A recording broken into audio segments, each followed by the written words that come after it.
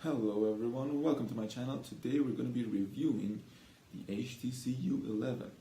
Now, in a month or so, the HTC U12 or U12 Plus is going to be coming around, so I thought it would be nice to see whether the HTC U11 still holds up in the second quarter of 2018. Let's have a look. So if you take a look at the front of the phone, you can see that there's very little to get excited about. The display itself is not very, futuristic. It's got your regular 16:9 aspect ratio, which got a lot of heat for being too dated. Although personally, I never found anything wrong with the display. In fact, it's a lot brighter than the HTC 10, which was my previous daily driver. It's plenty sharp, and the colors look just fine. And I've never found myself searching for an AMOLED panel to replace this with. I mean, the screen is just fine, and it's quite visible outdoors, so there's really nothing at all to complain about this display.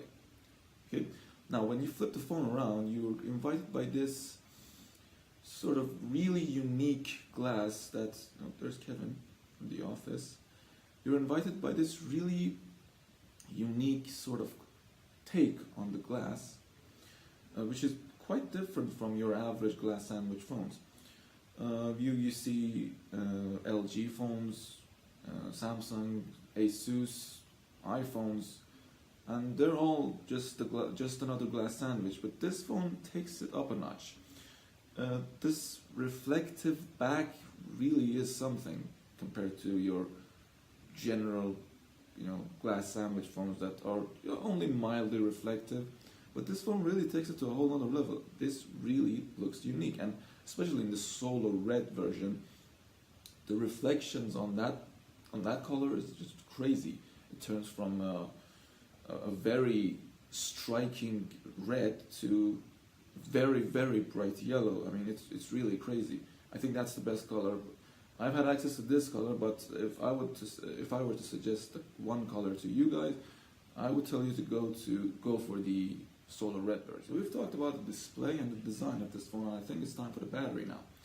And I've been getting great battery life across the board on this phone. I've been getting 6+ hours of screen on time on Wi-Fi and more or less 5 hours on cellular.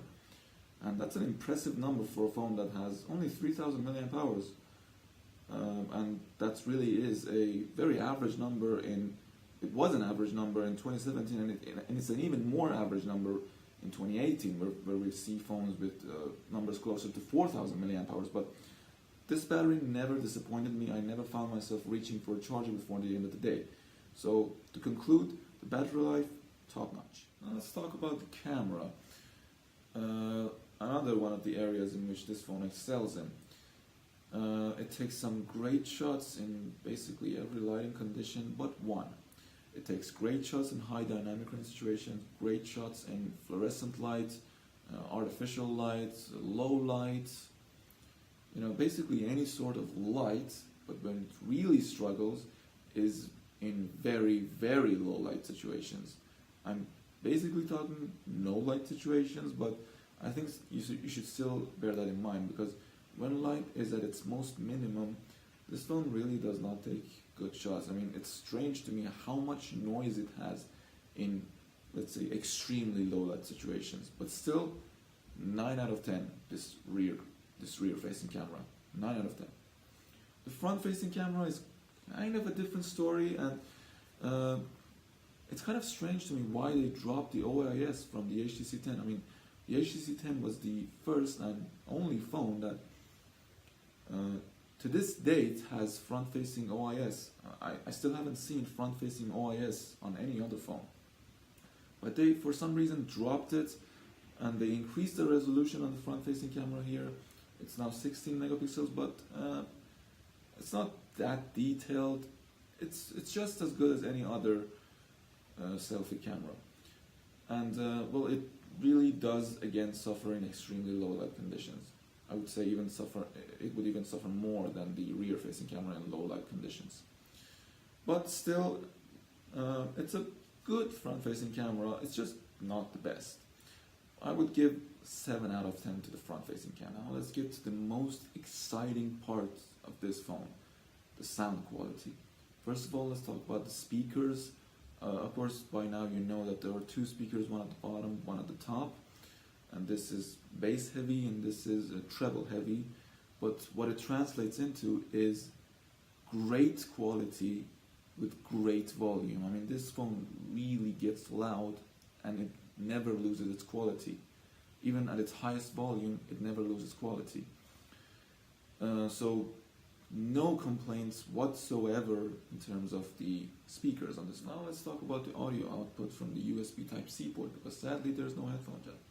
But at least they were kind enough to include a pair of active noise cancelling earbuds that is just simply better than every other included earbud on any phone. They've also included an adapter for your regular 3.5mm headphones, and they sound great. They sound great just like every other HTC flagship, because they have a 24-bit DAC and they have a really good amp in there. Music through wire really sounds great on this phone. Absolutely no complaints, and it's definitely above the competition in terms of the speakers and audio through the USB Type-C. The software experience on this phone has been just great. It is very fast, it's very responsive, the RAM management is great, the battery management is great, and the software, I really have no complaints. And I mean, there is this HTC Sense companion that HTC has baked in the phone alongside with Google Assistant, but you can just easily disable it, and I really don't think you will find it particularly useful.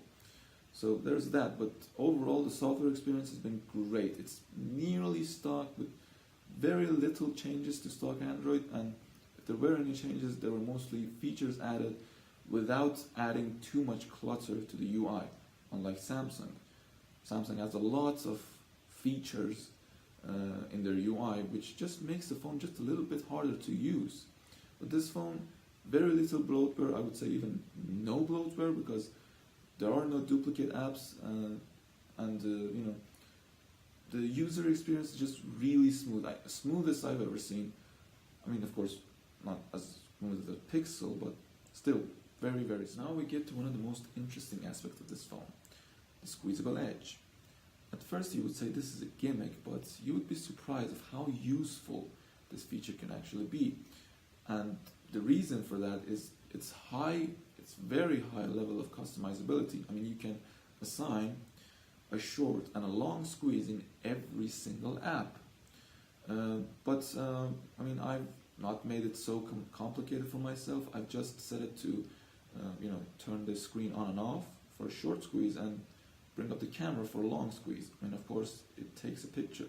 But